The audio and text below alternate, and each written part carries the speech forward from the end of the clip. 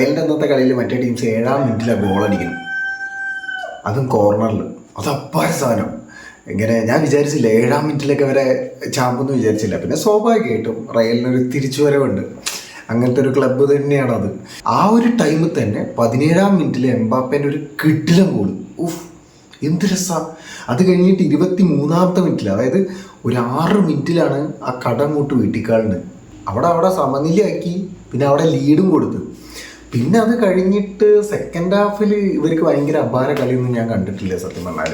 മറ്റേ വിനി ഇറങ്ങിയതിന് ശേഷം അത്ര വലിയ പെർഫോമൻസ് ഒന്നും എനിക്കിങ്ങനെ പറയാൻ, എന്തെങ്കിലുമൊക്കെ അങ്ങനെ കിടിലെന്നൊക്കെ പറയില്ലേ, അങ്ങനത്തെ ഒരു സംഭവം ഒരു നല്ലൊരു ഇമ്പാക്റ്റ് ഉണ്ടാക്കി കൊടുക്കാൻ റയലിന് പറ്റിയില്ല എന്നെനിക്കൊരു തോന്നൽ. കഴിഞ്ഞ കുറച്ച് കളികളായിട്ട് വിനീൻ്റെ ആ ഒരു കിടിലൻ പെർഫോമൻസ് ഇല്ലേ, അത് കാണാത്ത പോലെ തോന്നി. അതായത് ഞാൻ ഉദ്ദേശിക്കുന്ന ആ ഒരു വിനി ഉണ്ടല്ലോ, അതാണ് ഞാൻ ഉദ്ദേശിക്കുന്നത്. നിങ്ങൾക്ക് ചിലപ്പോൾ ഓക്കെ ആയിട്ട് തോന്നുന്നുണ്ടാവില്ല, പക്ഷെ ഞാൻ ഉദ്ദേശിക്കുന്നത് അതാണ്.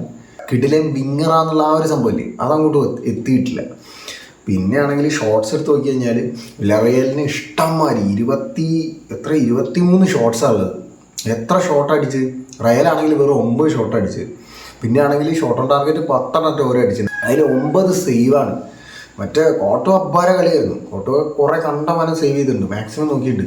ഇത് ഇവരിങ്ങനെ സെക്കൻഡ് ഹാഫ് ഭയങ്കര മോശമായിരുന്നു. കുറേ എത്ര ക്ലിയറൻസ് ഒക്കെ വരേണ്ട അവസ്ഥ വന്നു. അമ്മാതിരി അറ്റാക്കിങ് ചെയ്യാനും മറ്റൊരു ഭാഗത്തുനിന്ന് ഉണ്ടായിരുന്നു.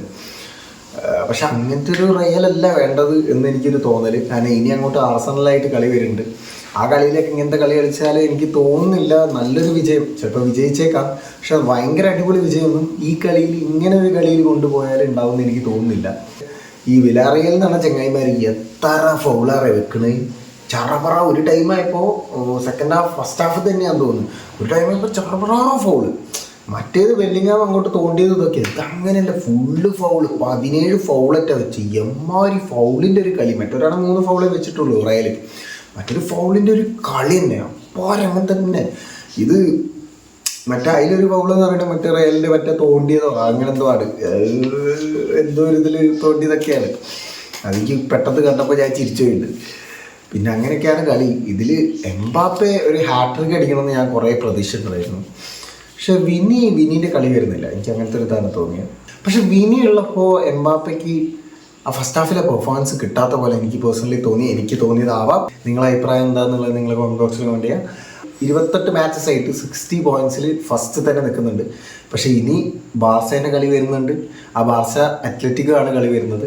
അതിൽ 27 കളിയായിട്ട് 56 പോയിൻറ്റ്സിലാണ് അത്ലറ്റിക്കോ നിൽക്കുന്നത്. പക്ഷേ ബാർസ 26 കളിയായിട്ട് 57 പോയിൻറ്റ്സിലാണ് നിൽക്കുന്നത്. സോ ഇതിൻ്റെ അഭിപ്രായം, ഈ കളീൻ്റെ അഭിപ്രായം നിങ്ങൾ എന്തായാലും കമൻറ്റ് ബോക്സിൽ കമൻറ്റ് ചെയ്യുക. അപ്പോൾ ബൈ.